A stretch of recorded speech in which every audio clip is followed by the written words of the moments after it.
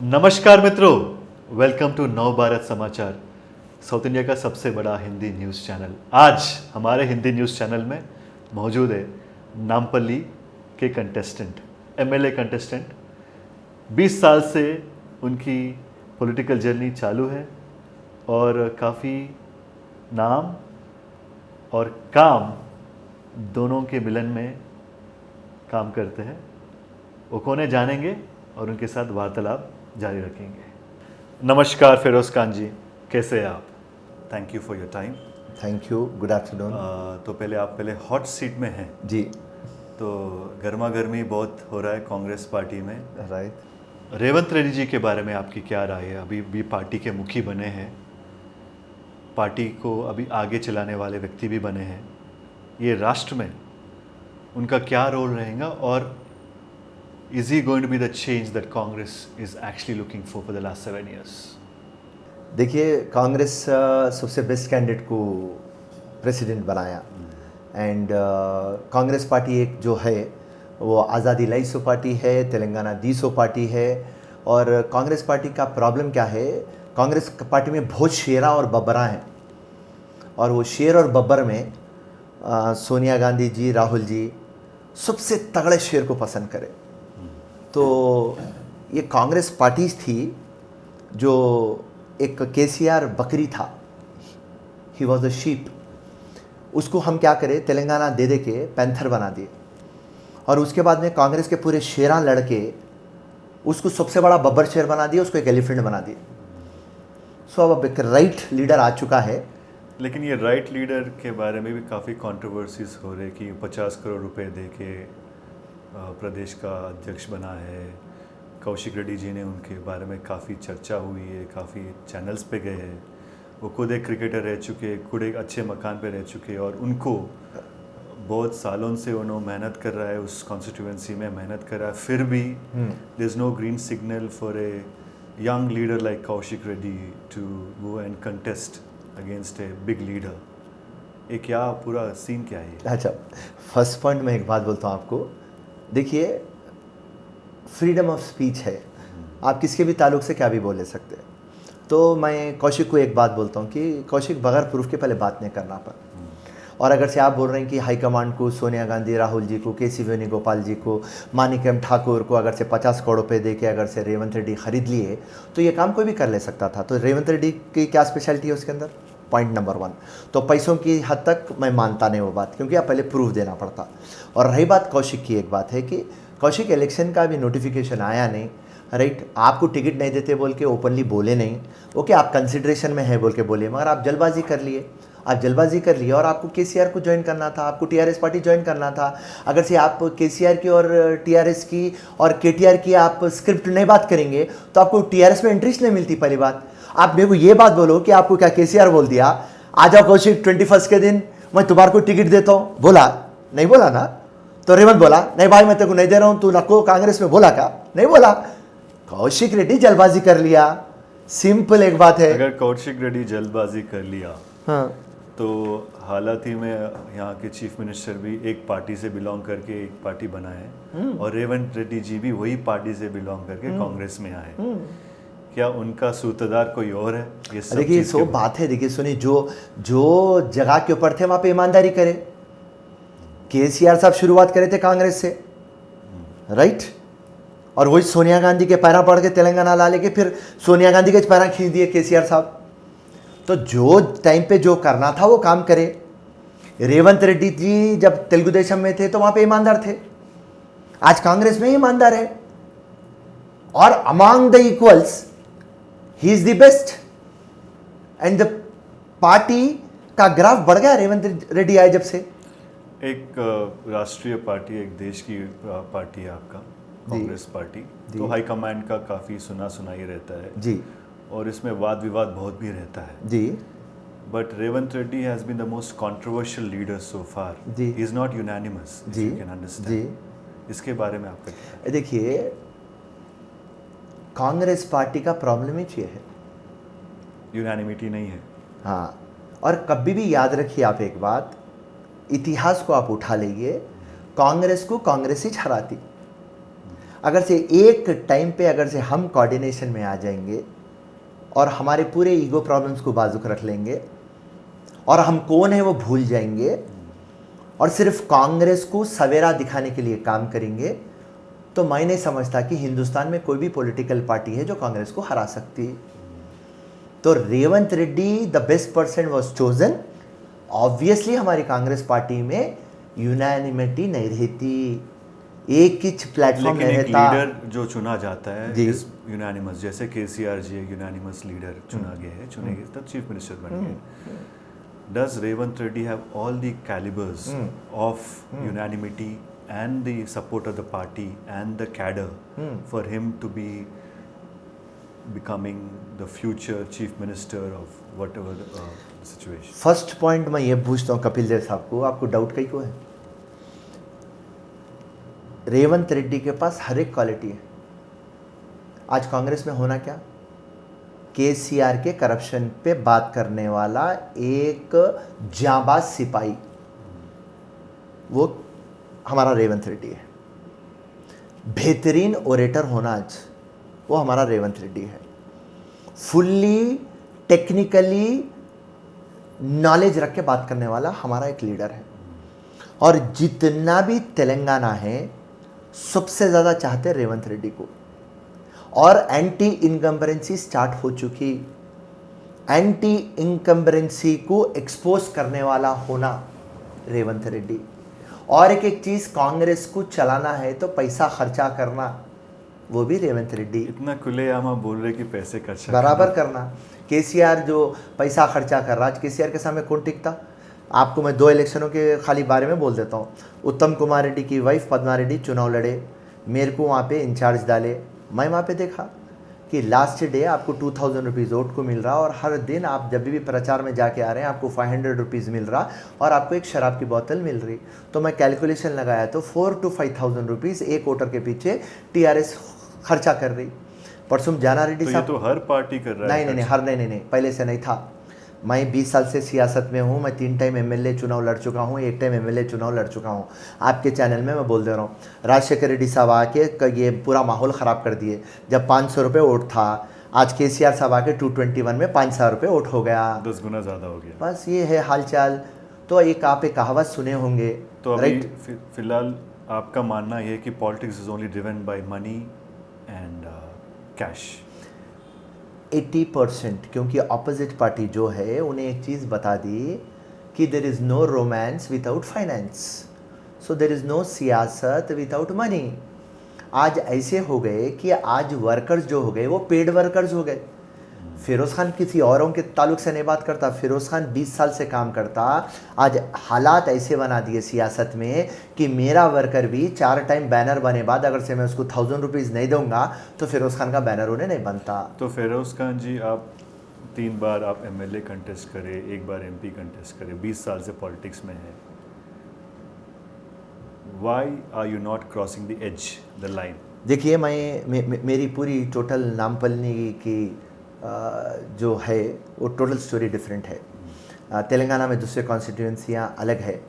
नामपल्ली से लेके चंद्रायनगुट्टा तक जो ये 7 कॉन्स्टिट्यूंसीज़ है, ये पूरा एमआईएम डोमिनेटेड एरिया है। जैसा चंद्रायनगुट्टा, मलकपेट, बहादुरपुरा, याकुतपुरा, चारमीनार, कारवान, गोशा महल, नामपल्ली।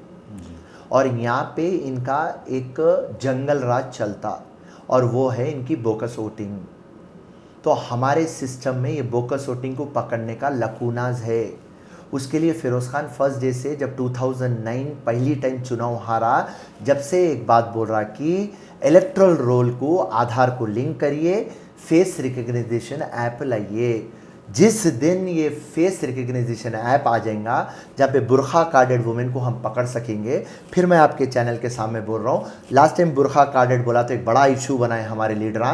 बुरखे को फिरोज़ खान बहुत इज्जत करता, मगर आपको मालूम है बुरखे के अंदर सफ़िया है, मरा के उन्हें आफिया का वोट डाल दे रही, इम्पर्सनेशन कर रही। मगर हमारे पास हमारे सिस्टम में लकूनाज है, हम उनको पकड़ नहीं पा रहे हैं। और बोकस ओटा चल रहे हैं।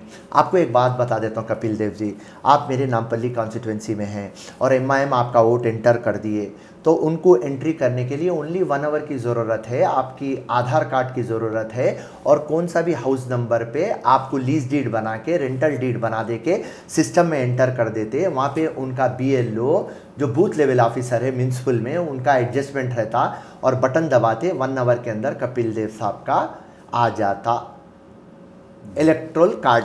आपके पास इतना जानकारी नहीं, है। एक सेकंड में कुछ कंप्लीट करना चाह रहा हूँ। 1 आवर के अंदर आ जाता और सिस्टम में आपका नाम भी आ जाता, आपको कार्ड भी आ जाता। और मेरे को जब पता चलता कि कपिल देव साहब का एक डुप्लीकेट वोट या सेकेंड वोट यहाँ पर नामपल्ली में एंट्री हुआ, तो मैं उसको निकालने के लिए मेरे को 20 से 21 डेज़ होते। मैं पहले एक कंप्लेंट देना, उन्होंने एक कंप्लेंट देते, आप आंसर नहीं देते, सेकेंड फिर उन्होंने क्वेश्चन पूछते, सेकेंड लेटर भिजाते, फिर आप आंसर नहीं देते, उसके बाद में इंक्वायरी करते कि हाँ आपके पास कोई फर्स्ट वोट है, सेकेंड वोट है, उसके बाद में आपको डिलीट करते। तो ये पूरा process of deletion is 21 days and adding of votes is only 1 hour. हम बैठ के 3-4 महीने के अंदर 10,000 वोट डिलीट करवाते और इमीडिएटली ये 24 घंटे के अंदर 500 वोट ऐड करवा लेते। इसके गुनहगार कौन है? इसके गुनहगार हमारा सिस्टम है। What do you mean by system? System आप अपने पास सिस्टम ब्यूरोक्रेसी में है या पॉलिटिक्स में है या लॉ एंड जस्टिस में अपने है? अपना जो कानून है वो कानून में बोकस वोट पकड़ने का मैकेनिज्म नहीं है। मैं किस तरीके से बोकस वोट पकड़ूं? आप एक बात बोलिए। आपको जब हम बोलते कि राइट, हम कई टाइम सुप्रीम कोर्ट चले गए, हाई कोर्ट चले गए, चीफ इलेक्शन कमीशन दिल्ली चले गए, स्टेट इलेक्शन कमीशन चले गए, तो उन्होंने पलटा के हम ये बात बोल रहे हैं कि हमारे सिस्टम में लकूनाज है। आप एक बात बताइए कि हम एक बात बोले कि आप जब तक आधार को लिंक नहीं करेंगे हम पकड़ नहीं सकेंगे। आपको एक सिंपल हमारे एग्जाम्पल बोलते हैं आपको, अगर से जो मैं आपको अभी एग्जाम्पल दिया, बुरखा कार्डेड वुमेन आफिया आके सफ़िया का वोट डालती या सफ़िया आके आफिया का वोट डालती, अगर से सेम एज पासपोर्ट में है और एक आफिया सफ़िया के पासपोर्ट पे ट्रैवल करती तो इम्पर्सनेशन का केस बुक होता। मगर यहाँ पे जब एक आपका इलेक्ट्रोल कार्ड है, ये भी गवर्नमेंट डॉक्यूमेंट है, पासपोर्ट भी गवर्नमेंट डॉक्यूमेंट है, मगर इसके ऊपर आफिया सफ़िया गई, सफ़िया आफिया गई तो इम्पर्सनेशन का केस बन के 3 साल तक जेल को जा सकती। और यहाँ पे ये कानून नहीं है हमारे पास, तो अपने सिस्टम में लकूनाज है। तो एज ए यंग लीडर मैं बहुत ऑप्टिमिस्टिक हूँ। हिंदुस्तान जब 1947 में आज़ाद हुआ था तो एक पिन नहीं बना सकता था, आज पूरे वर्ल्ड का बेस्ट मिसाइल बनाता। तो ऑटोमेटिक ये सिस्टम के लकूनास को आपको और हमारे को निकालना है, ओवरकम करना है। इसके लिए एज ए यंग लीडर हमारी लड़ाई है। यंग लीडर आपकी लड़ाई है and the entire politics nowadays is done by rich people and the famous people and the industrialists and the corporates. Yes. And leaders like you have seen the back seat, maybe because you don't have the adequate resources or the money or the access to the lacunas or the entire system. How will Feroz Khan fill that gap? देखिए, आप एक बात बोले, resources जो है फिरोज़ खान के पास पूरे resources है। फिरोज़ खान खैरताबाद, सिकंदराबाद, सादत नगर, संगारेड्डी कहाँ से भी ठहरता तो अब तक जीत जाता था। यहाँ लड़ाई सिर्फ ये नंगी पार्टी, भट्टेबाज पार्टी एमआईएम के ऊपर है हमारी। इतना जिद क्यों है आपके पास? जिद इसलिए है कि असदुद्दीन ओवैसी और उनके वालिद सलाहुद्दीन ओवैसी और पूरी एमआईएम पार्टी इस्लाम बोल के बात करती, मुसलमानों को मदद नहीं करती। तो फिरोज़ खान पहले उनकी आइडियोलॉजी के ख़िलाफ़ है। पर्सनली दुश्मनी ना असदुद्दीन से है ना अकबरुद्दीन ओवैसी से है, मगर उनकी आइडियोलॉजी से दुश्मनी है। अब जब दोनों आमने सामने होते हैं कि आपकी चाय चर्चा होती है, वैसे चाय पानी पीते हैं आप लोग? सलाम भी नहीं करते। ये पूरे दुश्मन है। सलाम भी नहीं करते।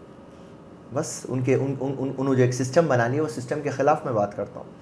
असदुद्दीन के ऊपर जब मैं एमपी चुनाव लड़ा था तो असदुद्दीन को मैं बोला कि असदुद्दीन, तुम इतने बड़े लीडर है, हर एक नेशनल टेलीविज़न के ऊपर तुम आके बैठ जाते, ज़रा ओल्ड सिटी के डेवलपमेंट पे बात करेंगे, आइए चार मीनार के पास। 10 टाइम बुलाया, उन्होंने आए। डिबेट कभी नहीं हुआ है। हाँ, अभी भी उनको चैलेंज कर रहा हूँ आपके चैनल से। वो तो काफ़ी बड़े डिबेट्स जाते हैं, बड़े बड़े चैनल्स। ओके, आपके उनके छोटे एमएलएस को भिजा दो, बोलो मेरे सामने, वो भी नहीं भिजाते। नेशनल लेवल पे डिबेट्स पे जाते हैं, चर्चा भी करते हैं। बस उतना पूरा everything is organised, everything is scripted. तो असदुद्दीन को चारमीनार के पास आके मेरे से डिबेट कर लो, बोलो, उन्होंने नहीं आते। उनके भाई साहब को अकबरुद्दीन को आजा, बोलो, उन्होंने नहीं आते। राइट, उनको मैं चैलेंज कर दिया था कि ओके राइट, आप मक्का मस्जिद में चलिए, चल के कुरान पे हाथ पे रख दे के बोलिए कि बोकस ओटा नहीं है, तो तो मैं मेरा कांग्रेस का कंडवा उतार के आपका कंडवा पहन लेता हूँ, ये भी मैं बोल दिया। आज भी बोल दे रहा हूँ असदुद्दीन को, मक्का मस्जिद को आप बुला लो, ये फ्राइडे, कल परसों में ईद है ना, फिर फ्राइडे को आप बुला लो और कुरान पे हाथ रख दो, बोकस ओटा नहीं है बोल दो, मैं फिर कंडवा निकाल के तुम्हारा चेला बन जाता हूँ, तुम्हारा पट्ठा बन जाता हूँ असदुद्दीन ओवैसी। बस सिंपल। बट फिरोज खान जी, आप एक बड़े पहाड़ को टक्कर दे रहे हैं। मेहमा एक बहुत बड़ा पहाड़ है और काफ़ी सालों से पहाड़ के ऊपर घर भी बने चुके हैं, and you still trying to crawl to the mountain. बराबर। आप नहीं सुने कहावत परसिस्टेंसी का? जी टिपका टिपका पहाड़ में छेद कर देता। जी। जिस दिन फिरोज खान नामपल्ली जीतेगा उस दिन 100 फिरोज खान पैदा होंगे कपिल जी, और जिस दिन फिरोज खान मरेंगे उस दिन 1000 फिरोज खान पैदा होंगे। तो मेरे को एक नामपल्ली तो जीतने दो, 20 साल के अंदर एमआईएम की सल्तनत फिनिश कर देता हूँ। तो ये तो बड़ी बड़ी स्टेटमेंट है ये। बड़ी स्टेटमेंट, हकीकत की स्टेटमेंट है। उनके पास है क्या बोल के? MIM is a very strong party, strong party with bogus party, गुंडा पार्टी, लंगा पार्टी, है क्या उनके पास? क्या डेवलपमेंट करे? अरे एक पार्टी जिसके पास मैनिफेस्टो नहीं है। दुनिया में जो भी पॉलिटिकल पार्टी है पूरों के पास मैनिफेस्टो है। असदुद्दीन के पास और एमआईएम के पास क्या मैनिफेस्टो है बोलो? बट्टेबाज नंगी पार्टी है। बीजेपी से टाइप करके पूरा हिंदुस्तान फिर रही कांग्रेस को फिनिश करने को, रीजनल पार्टी को फिनिश करने को। सबसे बड़ा अगर से कोई दलाल है हिंदुस्तान का तो वो असदुद्दीन ओवैसी है। बीजेपी से पैसा ले लेके फिरते रहता। बाप एक नाम डाला था पार्टी का, all India MIM, AIMIM, all India Majlise Ittehadul Muslimeen, और सिर्फ 7 कॉन्स्टिट्यूएंसीज तक था। कौन? हमारे असदुद्दीन के वालिद साहब सलाउद्दीन ओवैसी। मैं वो सलाउद्दीन की बहुत इज्जत करता हूँ, ईमानदार था उन्होंने। मगर उसके बाद उनके बेटे पैदा हुए, बट्टेबाज हो गए उन्होंने। होके उन्होंने क्या करे, उनको बहुत शौक हो गया ऑल इंडिया बोल के बीजेपी से पैसे लेना, पूरे हिंदुस्तान में फिरना।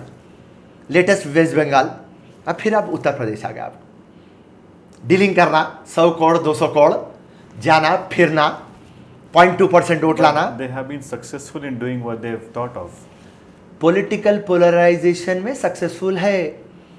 तो नरेंद्र मोदी और असदुद्दीन सेम है। हिंदुस्तान का इथॉस कहाँ है? हिंदुस्तान का इथॉस ये है, यूनाइट एंड लीड। इनला क्या कर रहे हैं? Divide and lead, divide and rule कर रहे हैं। सो यहाँ के जो मुखी आपके कांग्रेस पार्टी के रेवंत रेड्डी जी है, और बीजेपी के जो मुखी बंडी संजय जी है, उनका क्या कंपैरिजन है या कंपैरेटिवनेस क्या है? देखिए, बीजेपी के जो प्रेसिडेंट है बंडी संजय, उन्होंने भी एग्रेसिव, यंग, डायनामिक है, और हमारे रेवंत रेड्डी भी सेम यंग, डायनामिक, एग्रेसिव। दोनों में डिफरेंस ये है कि नरेंद्र मोदी 7 साल से, और नरेंद्र मोदी के भी स्कीम्स सिर्फ वादे हो गए, जुमला, और ज़मीन की हकीकत टोटल एंटायरली डिफरेंट है। और रेवंत रेड्डी का एडवांटेज ये है कि रेवंत रेड्डी की पार्टी जो कांग्रेस है, ना स्टेट में है ना सेंटर में है, तो हमारे कोई भी वादे नहीं है। बंडी संजय की party Narendra Modi and BJP वादे करके वादे अमल नहीं करी। तो अगर से चार्म लगा लो, दोनों का चार्म ले लो, तो चार्म में रेवंत रेड्डी बढ़ जाते। सिंपल एक बात। और बंडी संजय का चार्म इसलिए कम हो रहा क्योंकि बंडी संजय आते कि ये बात बोले कि केसीआर तू सबसे करप्टेड मुख्यमंत्री है, और तू बंगारू तेलंगाना बोल के अपुल्ला तेलंगाना बना दिया, और इरिगेशन प्रोजेक्ट के अंदर लाखों करोड़ रुपए खर्चा कर दे के तू और तेरा बेटा और तेरी बेटी पैसे वाले बन गए, और मैं तेरे ऊपर सीबीआई इंक्वायरी करा देता हूँ, ईडी के रेडा करवा देता हूँ, और मैं तेरे को ख़त्म कर देता हूँ। पर बंडी संजय खाली सिर्फ बातें कर रहे हैं। जब इतने प्रूफ्स है, केसीआर और केटीआर को जेल भिजाने का क्या है? आराम से भिजा सकते।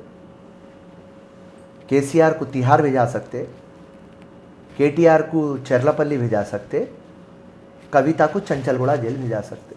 आपके खुद के पार्टी के मुखी सोनिया गांधी जी जो है, उनके ऊपर एलिगेशन लगा था कि she was instigating Jagan Mohan Reddy against Jagan Mohan Reddy, and he went to the jail for some time. कौन कौन कौन? फिर से बोलिए। जगन मोहन रेड्डी।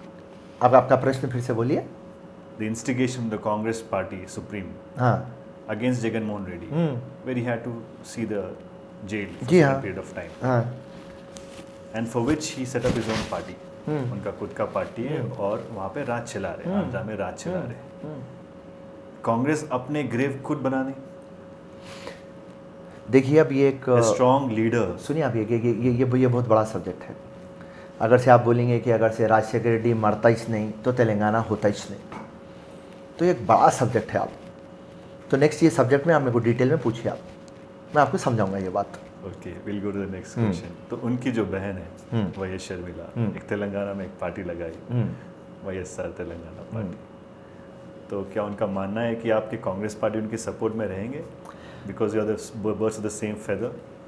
देखिए फर्स्ट चीज़ एक बात बोल रहा हूँ, आपकी हंसी में पता चल रहा है। नहीं हंसी क्या है बोले तो शर्मिला जी की मैं बहुत इज्जत करता हूँ। एक पैशनेट ख़वातीन है, महिला है। सो मगर उन्होंने तेलंगाना में स्पॉइल स्पोर्ट है। स्पॉइल स्पोर्ट इसलिए है कि राजशेखर रेड्डी साहब कभी भी तेलंगाना नहीं होना बोले, तो आप राजशेखर रेड्डी साहब जो कभी तेलंगाना होना नहीं, तेलंगाना स्टेट आना नहीं बोल के हर टाइम सोनिया गांधी को इन्फ्लुएंस करे। तो जब तेलंगाना नियाना बोल के राजशेखर रेड्डी साहब जद्दोजहद करे और राजशेखर रेड्डी साहब आज दुनिया में नहीं है, तो उनकी बेटी को तेलंगाना में कौन वोटा डालते साहब? शर्मिला फॉलोइंग तो बहुत है। सुनिए, शर्मिला को देखने को आते मगर वोटा नहीं डालते।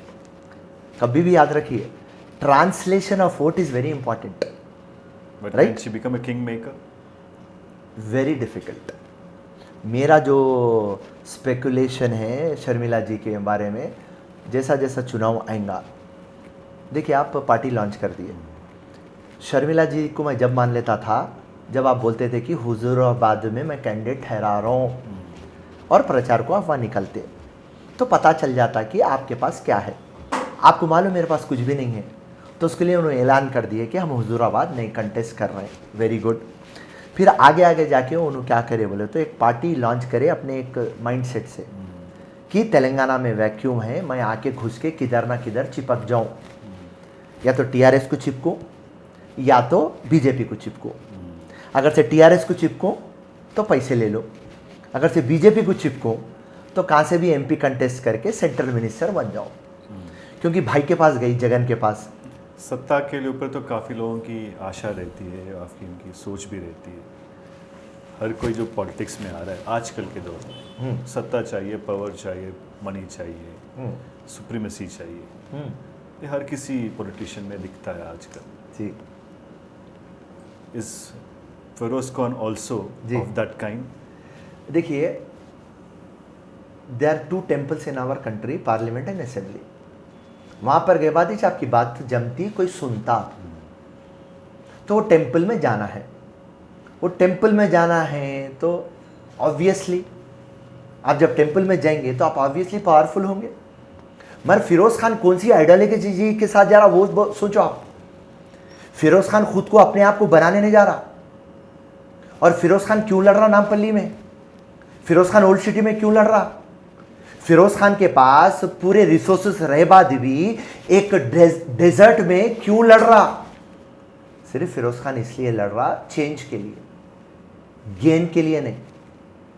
ये चेंज क्या है? You always talk about change, change. What are the, if you say 5-point agenda or 10-point agenda of change, what change you want to bring as a politician, as a leader when you're elected? First thing जो मैं लाना चाह रहा हूं वो जो गरीब है और जिसको अपॉर्चुनिटी नहीं मिल रही, मैं उसको अपॉर्चुनिटी दिलाऊं, irrespective of caste, religion, region. Number 2, अफसोस की बात हिंदुस्तान में हेल्थ और एजुकेशन को नेग्लेक्ट करे। 3rd, करप्शन दीमक के वैसा हिंदुस्तान को खा ले रही। ये तमाम चीजों के ऊपर मेरा फोकस रहेगा। तो ये चेंज मैं लाना चाह रहा हूं हिंदुस्तान में। और ये बताना चाह रहा हूँ पूरे लीडरों को पॉलिटिक्स में और आपके चैनल में मैं खुला बोल के कि देखिए पार्लियामेंट में और असेंबली में जाने के लिए टोल टैक्स देना पड़ता, पैसे खर्चा करना पड़ता, मगर अब ये चेंज लाना चाह रहा हूँ कि हम पैसा खुद का कमा के खर्चा करके राजनीति से नहीं कमा रहे हैं। आज जितने भी हिंदुस्तान के लीडर हैं जो भी मेरे को सुन रहे हैं, तुम 20 करोड़ रुपए खर्चा करते तो 100 करोड़ रुपए बनाते, 100 करोड़ खर्चा करते तो 500 करोड़ बनाते, 500 खर्चा करते तो 5,000 करोड़ बनाते। फिरोज खान ये सिस्टम बदला देगा। फिरोज खान को बगैर पैसों के कोई वोट नहीं डालता, ये भी बात मैं आपको बोल दे रहा हूं। मैं आज 4 इलेक्शन लड़ा, आज तक मेरा खर्चा जो है मैं आपको बोल दे रहा हूं 35 to 40 करोड़ जो है मेरे को अब तक। फिर नेक्स्ट चुनाव जीतने को भी एक 15 से 20 करोड़ रुपए होते, मगर जब मैं चुनाव जीत जाऊंगा मैं एक ईमानदार खायद रहूंगा। आपकी बीवी मेरी अच्छी दोस्त है जी, और thanks to her that interview is happening. जी, उनका यही कहना है कि आजकल फिरोज बहुत अलग सोच में है जी, और काफ़ी लोगों की मदद करना चाहे लेकिन उनके पास पैसे नहीं है। जी। तो ये पैसे कैसे आते हैं आपके पास? अच्छा, बेहतरीन बात बोले। देखिए आप, मेरे पास एक रियल स्टेट कंपनी है जिसका नाम सहगुरा रियल स्टेट है, और मैं एक लैंड का बिजनेस करता हूँ। कोई लिटिगेशन में नहीं जाता हूँ, क्रिस्टल क्लियर प्रॉपर्टी लेता हूँ। तो मेरी महीने की एक आमदनी है, आप एक समझेंगे 15-20 लाख रुपए। तो मैं 15-20 लाख रुपए में से 70% मेरी कॉन्स्टिट्यूंसी पे मैं खर्चा करता हूँ। ओके। तो मगर मैं जैसा देखता हूँ मेरी कॉन्स्टिट्यूंसी गरीब कॉन्स्टिट्यूंसी है। यहाँ पे 20,000 जने बगैर रात के खाना के सोते, तो ऐसी कॉन्स्टिट्यूंसी में हूँ।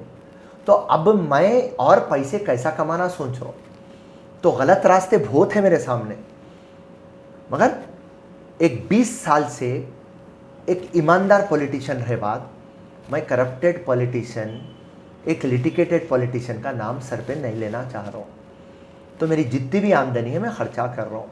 आज 15 से 20 लाख रुपए खर्चा करता हूँ, कल 50 लाख आए तो भी करता हूँ, 1 करोड़ रुपये आए तो भी करता हूँ। So only income is real estate? Only real estate, because I do lot of पैरवीज, I do work for everybody, but मैं आपके चैनल के सामने बोल दे रहा हूँ, आज तक किसका 1 रुपये भी मैं नहीं लिया। All service? All service. और मैं 1 रुपया लोन नहीं है मेरे को। एक भी जने आके चैनल पे, मैं आप देखिए, मैं नरेंद्र मोदी, KCR, KTR, असदुद्दीन, अकबरुद्दीन सबको हैंड पे लेता हूँ। अगर से कुछ ना कुछ एक धब्बा होता तो अब तक फेसबुक के ऊपर, सोशल मीडिया के ऊपर, मेरे घर के सामने केसेस बुक होके हंगामा हो जाता था अब तक मेरे ऊपर। तो फिरोज खान जो है वो साफ सुथरा आदमी है, दिन भर मेहनत करता। लेकिन ये भी है कि Firoz Khan is very opportunistic. He started with one party, moved to another party, now he's in another party. जैसे अपॉर्चुनिटी आ रहा वहाँ पे जा रहा है। नो, वो बात गलत है। देखिए हमारा फर्स्ट लव था कांग्रेस। 2009 में जब हम राजशेखर रेड्डी साहब के पास गए तो उन्होंने बोले कि नहीं हमको MIM से टाई अप है, हम आपको टिकट नहीं देते। फिर उसके बाद में प्रजाराजम गए, कंटेस्ट करे, फिर वहाँ आए। चिरंजीवी साहब कांग्रेस पार्टी को ले जाके मर्जर करा दिए, प्रजाराजम को ले जाके कांग्रेस में मर्जर करा दिए। फिर रात और दिन कांग्रेस को काम करे। 2014 में तेलंगाना हो गया, तो हमारे इंटेलिजेंट स्मार्ट असदुद्दीन क्या करे, कांग्रेस से भी टाई अप रखे, TRS से भी टाई अप रखे। क्या बोले, आपके नंबर में शॉर्ट हो गया तो मैं आपको हेल्प करता हूँ। तो जब कांग्रेस बोली और उन्होंने बोले कि फिरोज खान को टिकट नहीं देना, तो कांग्रेस बोली हम आपको नहीं दे सकते। फिर मैं वहाँ से KCR साहब के पास गया। KCR साहब बहुत पसंद करे मेरे को। अरे इतना सेकुलर लीडर, ओल्ड सिटी में इतना काम करते आप, अरे पूरा फ्री ड्रिंकिंग वाटर देते, पूरे स्कूल के चिल्ड्रन को बैग्स और बुक्स देते, immaterial of caste and creed, वाह रे वाह, अरे ऐसा हमको सेकुलर आदमी होना। फिर असदुद्दीन साहब बोले नहीं फिरोज खान को नहीं देना, तो KCR साहब भी नहीं दिए। तो मैं कहाँ जाऊँ, तो जब तेलुगु देशम BJP था चले गया। चंद्रबाबू नायडू मेरे को क्लियर कट बोले, क्या बात बोले कि अरे फिरोज खान तुम पूरे पार्टीज फिर के मेरे पास आए क्या। बोला हो साहब मेरे को ज़रूरत है, आप ओवर, आप BJP के साथ टाई अप करे बोल के आपको पूरे छोड़ के मुसलमान आप भाग गए। मैं ओल्ड सिटी से एक मुसलमान आया, मेरे को आप मेरा दम तो देखो, आप मेरा भरम तो देखो, आप मेरा अज़म तो देखो, आप मैं आया आपके पास, दियो। चंद्रबाबू नायडू को बात पसंद आ गई, 5 मिनट्स में टिकट दे दिया मेरे को, हो गया, चुनाव हार गए। फिर रात और दिन काम करे। फिर उसके बाद में राहुल गांधी जी के पास से उनकी टीम सर्वे करी तेलंगाना, उनकी टीम जाके हमारे उत्तम कुमार रेड्डी साहब से मिली। उत्तम कुमार रेड्डी साहब बोले राहुल गांधी जी आपको बुला रहे हैं। और उत्तम कुमार रेड्डी साहब राहुल गांधी के पास ले गए मेरे को, तो मैं राहुल गांधी को क्लियर कट बोला, साहब 2009 में राजशेखर रेड्डी साहब टिकट नहीं दिए, 2014 में तेलंगाना बन गया, किरण कुमार रेड्डी साहब तो हाथ उठा दिए, आपके जितने भी हाईकमांड लोग आए हमारे से नहीं होता बोल के हाथ उठा दिए। अब अगर से आप मेरे को बोला है 2018 का आप टिकट मेरे को नहीं देंगे तो मेरी ज़िंदगी बस स्टैंड हो जाएंगी, मैं कहाँ भी नहीं रहूँगा। तो राहुल गांधी जी क्या बोले मालूम आपको, असदुद्दीन ओवैसी की इज़्ज़त बहुत करते थे हम, मेरे वालदा भी सोनिया गांधी भी बहुत पसंद करते थे, मगर असदुद्दीन ओवैसी बीजेपी से टाइप होके कांग्रेस को हराने के लिए पूरा हिंदुस्तान फिर रहे हैं। बोलते असदुद्दीन भी बीजेपी के एजेंट है, हम आपको गारंटी देते फर्स्ट तेलंगाना का टिकट आपको देते। तो हम उठे, जय कांग्रेस, जय हिंद सर, नमस्कार बोल के निकल गए। और राहुल गांधी अपने वादे पे थे, फर्स्ट तेलंगाना का टिकट फिरोज खान का डिक्लेयर करें। और उसके बाद में उन्होंने वादा करे थे मेरे को राहुल गांधी कि जब भी प्रचार को आऊँगा तेलंगाना आपकी कॉन्स्टिट्यूंसी आके प्रचार करूँगा। और मेरे इलेक्शन में राहुल गांधी नामपल्ली में थे, प्रचार करे आके। आप राहुल गांधी जी से इतना अच्छी ताल्लुकात है, सोनिया गांधी जी से इतना ताल्लुकात है, ये नामपल्ली का ये पागलपंती क्यों है आपको? नामपल्ली You का can choose to become an MP, you can also choose to be another rank person from any party with your profile. Ji Why only as a legislator? देखिए सुनिए, आपकी बात में थोड़ा आपको करेक्शन करता हूँ। 2018 के बाद 2019 में जब एमपी का चुनाव आया तो मैं कोई एप्लीकेशन नहीं डाला, हैदराबाद एमपी कंटेस्ट करता हूँ बोल के। जब राहुल गांधी जी के पास लिस्ट गई तो राहुल गांधी जी बोले हैदराबाद से असदुद्दीन पे कंटेस्ट कौन कर रहे हैं, तो 3 नाम हमारे उत्तम कुमार रेड्डी और हमारा पैनल बताया, तो बोले no no no no no no no, Nampally का खान उसको डालो असदुद्दीन के ऊपर। तो राहुल गांधी चॉइस करे थे, फिर मैं असदुद्दीन के ऊपर एमपी भी चुनाव लड़ा। तो रही बात जो आप बात बोल रहे हैं नामपल्ली की बात, मेरे दिमाग में एक ही चीज़ बैठी हुई है, जो घर नहीं जीत सकता क्या शहर जीत सकता, नामपल्ली नहीं जीत सकता तो क्यों खैरताबाद, क्यों संगारेड्डी साहब। लेकिन काफ़ी लोग बाहर भी जीत के वो वहाँ पे थोड़ा सिस्टम बना के भी घर आ सकते हैं, ऐसा कोई रूल नहीं है कि घर से ही पैसे बनाना है, घर से ही काम करना है। लोग काफ़ी लोग सऊदी जाते हैं, अरब जाते हैं, अमेरिका जाते हैं, पैसे कमाते हैं, यहाँ पे इन्वेस्ट करते हैं और पैसे भी कमा लेते हैं और नाम भी कमा लेते हैं। Why don't you choose that path? चलिए कपिल देव जी बेहतरीन प्रश्न पूछे, मैं उसका समाधान देता हूँ। आप जितने भी लोगों की बात कर रहे हैं वो पॉलिटिशियंस है, फिरोज खान एक लीडर है, फिरोज खान अपनी धरती। गांधी जी भी साउथ अफ्रीका में उनका मूवमेंट शुरू करके हिंदुस्तान आके यहाँ पे फ्रीडम मूवमेंट चलाए जी। काफ़ी बड़े बड़े लीडर, लंदन की ऑक्सफोर्ड में मूवमेंट शुरू करे थे, हार्वर्ड में मूवमेंट, ब्रिटिश कोलंबिया में मूवमेंट शुरू करे, अम्बेडकर जी ब्रिटिश कोलंबिया से उनका सेक्युलर मूवमेंट शुरू करे, दलित मूवमेंट शुरू करके यहाँ पे हिंदुस्तान आए जी। Why only home ground? आज़ाद किसको करा गांधी जी? हिंदुस्तान को, इस्लाम जी। फिरोज खान को नामपल्ली को आज़ाद कराना है, ओल्ड सिटी को आज़ाद कराना है, बस। आप उसको दीवानगी बोलो, नशा बोलो, जोश बोलो, जो नाम देना है दे दीजिए, इनखिलाब बोलो, चेंज बोलो, आप जो नाम देना है दे दो, बागी बोल दो, हर नाम मंजूर है मेरे को, मगर सिर्फ नामपल्ली। ये नशा कब तक जारी रहेगी आपकी? जब तक आखिरी सांस रहेंगी मेरी, आखिरी सांस रहेंगी, खून का आखिरी खतरा रहेगा, जब तक ये नशा रहेगा। अगर आप एमएलए बन गए कल के दिन, आप बदल नहीं जाते? वक्त बदलाएगा, वक्त बताएगा, आप रहेंगे, मैं रहूँगा और आपका ये चैनल नहीं रहेगा, हाँ, नव भारत समाचार, तो वक्त दिखा देगा। देखिए कोई आने वाले पल की गारंटी खुद की आपकी नहीं दे सकते आप कपिल देव जी, मैं क्या दूँ? एनालिसिस तो कर सकते हैं। खाली मैं एक चीज़ बात बोल रहा हूँ, ना मैं कभी बदला ना कभी मैं बदलूँगा, ये सिर्फ मेरे एक फ़ोन से आप जान ले सकते। ज़रा फ़ोन देइए अंजू भाई, ज़रा आप मेरे फ़ोन से जान लीजिए। ये फ़ोन जब आया 1997 JTM आया था, इसका नंबर था 9849000415। जब भी ये फ़ोन था, आज मेरे पास स्मार्टफोन नहीं है, सेम छोटा फ़ोन 2000 रुपये वाला, सेम नंबर 24 ईयर्स से, तो फिरोज़ खान नहीं चेंज हुआ, इंशाल्लाह चेंज नहीं होगा। चलो उम्मीद करते और आशा करते कि आप चेंज नहीं और जैसे आपके लीडर रहे और आपकी सेहत बने जी। एंड हिंदुस्तान को आप जैसे लीडर की ज़रूरत है जी।